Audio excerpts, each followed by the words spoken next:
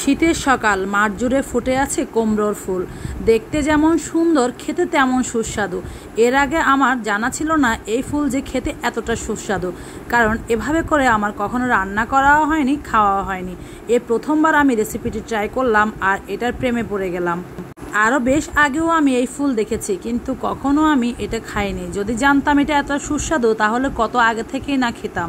এখন তো আমার আফসোস হচ্ছে। সকালবেলা আমার বের হওয়া হয় না, সেদিন আমার মেহমান আসার কথা ছিল, যার কারণে আমি সকাল সকাল বাজারের জন্য বের হয়ে গিয়েছি। বের হতে না হতে দেখলাম ভ্যান গাড়িতে এই ফুল, কিন্তু আমার কাজ ছিল সেই কাজ শেষ করে আসার পথে পাবো কি পাবো না চিন্তা করছিলাম। সকালে যাওয়ার সময় যখন দেখছিলাম তখন দেখছি একদম ফ্রেশ ফুলগুলো, দেখতে এত সুন্দর লাগছিল। যাক, সৌভাগ্যক্রমে বাজারে যাওয়ার পরেও আমি ফুলগুলো পেয়ে গিয়েছি, আর আমি 2 আঁটি ফুল 40 টাকা দিয়ে নিয়ে এসেছি। ফুলগুলো দেখতে সুন্দর, বাসায় আনতে আনতে কিন্তু একটু নেতিয়ে গিয়েছে। যাদের গ্রামে থাকার অভিজ্ঞতা আছে তারা কিন্তু জানেন শীতের সকালে এই ফুলগুলো মাঠ জুড়ে যখন ফুটে থাকে তখন কি যে সুন্দর লাগে। বেগুন গাছে বেগুন ফুল, কুমড়া গাছে কুমড়া ফুল, সে এক অসাধারণ দৃশ্য। এখনকার ছেলেমেয়েরা সেগুলো দেখেও নি, সেটার সৌন্দর্য বা ভালো লাগাটাও বুঝতে পারবে না। যাই হোক, কুমড়ার ফুলগুলো তো আমি বেছে নিলাম। কিভাবে বেছে নিয়েছি দেখতেই পেয়েছেন। এরপরে ধুয়ে এগুলো পানি ঝরিয়ে নিয়েছি। তারপরে আমি তেল বসিয়ে দিয়েছি, তেলটা গরম করে সামান্য একটু জিরা দিয়েছি। তারপরে বেশ খানিকটা আমি রসুন কুচি আর পেঁয়াজ কুচি দিয়েছি, সেগুলো আমি কিছুক্ষণ একটু হালকা ভেজে নিয়েছি। তারপরে দিয়েছি আমি কিছুটা কাঁচামরিচ ঝালের জন্য।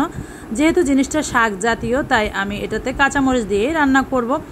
এরপর আমি এখানে দিয়ে দিয়েছি সেই ডাঁটাগুলো। কিছু ডাঁটা ছিল ফুলের সাথে, তো যেগুলো নরম নরম ছিল সেগুলো আমি খোসা ছাড়িয়ে এভাবে পরিষ্কার করে নিয়েছি। ফুলগুলোতে সিদ্ধ হতে একদমই সময় লাগবে না, কারণ এগুলো হাত দিয়ে ধরতে না ধরতেই গলে যাচ্ছিল। তো ডাঁটাগুলো আমি আগে দিয়ে নিয়েছি। ডাঁটাগুলো কিছুক্ষণ সিদ্ধ করে নিব। এরপরে আমি এখানে বড় সাইজের একটা টমেটো লম্বা লম্বা করে কেটে দিয়ে দিয়েছি। আপনারা চাইলে টমেটোটা স্কিপ করতে পারেন, টমেটো দিলে এটা খেতে ভালো লাগবে।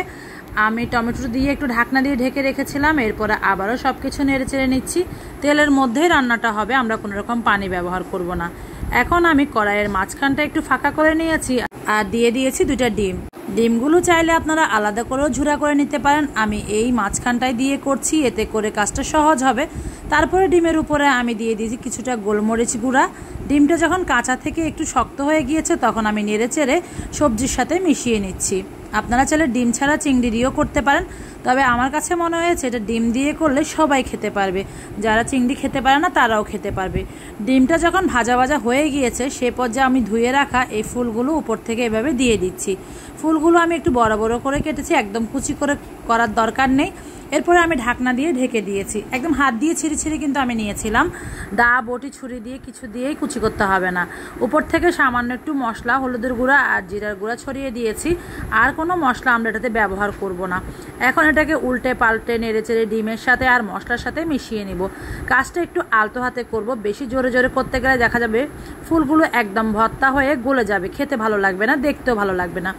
ঢাকনা দিয়ে ঢেকে রেখে দিয়েছিলাম। দেখেন কিছুটা পানি বের হয়ে গিয়েছে, যে কুমড়া শাকের ফুল তাই এটা থেকে তো একটু পানি বের হবে। সেই পানি দিয়েই কিন্তু এটা রান্নাটা হয়ে যাবে।